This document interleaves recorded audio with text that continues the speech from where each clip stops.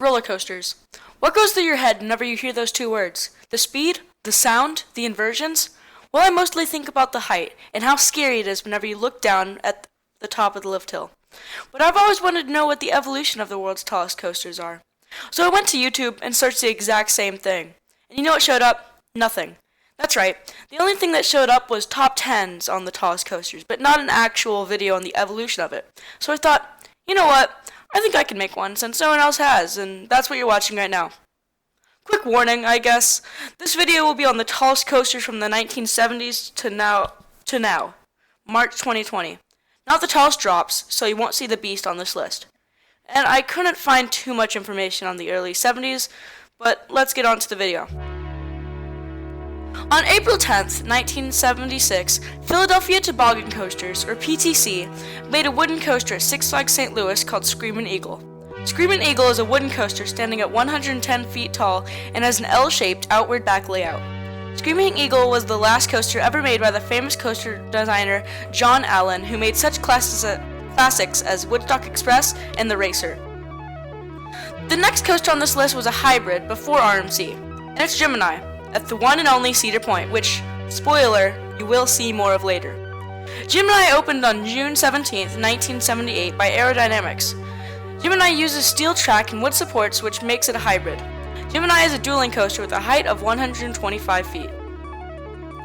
Colossus opened June 29, 1978 at Six Flags Magic Mountain, made by the obscure coaster manufacturer International Amusement Devices Inc., who made only one coaster, Colossus.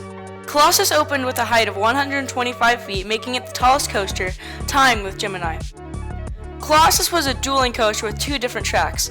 Notice how I said was, because in 2015, Rocky Mountain Construction, or RMC, renovated Colossus to make it an objectively better ride.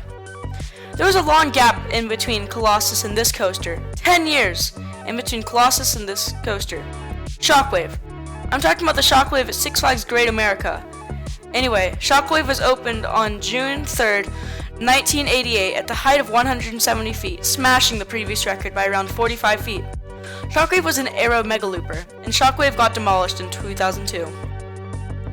So finally, a coaster that breaks the 200-foot barrier with Magnum XL 200. Magnum opened on May 6, 1989 at Cedar Point at a height of 201 feet. Yes, the first hypercoaster. This is the third aero coaster on this list, and there isn't much to say about this ride, so let's get to the next one. Arguably the worst coaster on this list is Desperado at Buffalo Bill's Hotel and Casino. I know what you're probably thinking. A coaster at a casino? That can't turn out right. And you would be correct. Desperado opened on August 11th, made yet again by Aerodynamics. Desperado looks like it would give some headbanging, but it still looks like a fun ride. So think of any soda, and think of what would be the worst one to name a coaster. That's right, Pepsi. So let's go down to Blackpool Pleasure Beach in Lancaster, United Kingdom to ride Pepsi Max Big One. Now it's just called Big One.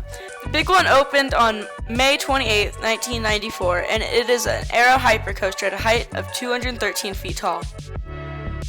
For our next coaster, let's take a trip to Japan and go to Fujiku Highland in Yamanashi, Japan, and take a look at Fujiyama, a Togo hypercoaster opened in July of 1997 and stands at 259 feet tall.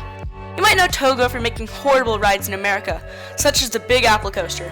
But Togo is actually a well-respected coaster manufacturer in Japan. I'm going to just say the name of this famous coaster and most people will know what it is. Millennium Force.